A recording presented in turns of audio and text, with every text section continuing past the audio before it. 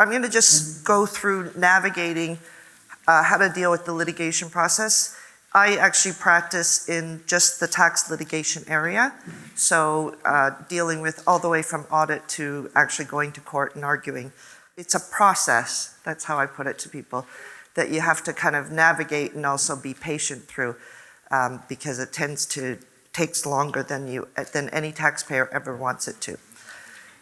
So the areas we're going to talk about is just the steps in the process, again, starting at the audit stage. I want to talk a little bit about assessments and reassessments and things like the statute barred periods, the filing of notices of objection and how those are being handled these days. It's a little bit different. I think you guys probably know that too.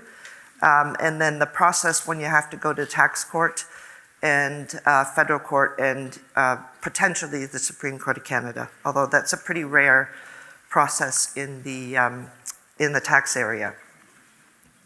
So just in terms of the steps, as I said, the audit, assessment, objections, tax court. So we're going to talk about preparing for an audit, how to answer questions. There's been some recent law on the requirement or not to answer questions and interviews, and then settlement tips, some stuff about waivers in dealing with those with an auditor, when to think about a waiver or not, and if so, what kind of waiver to give. And then a little bit about privilege, because privilege is an important part of, an important thing to assess when you're considering what you have to give to an auditor and what you don't have to give.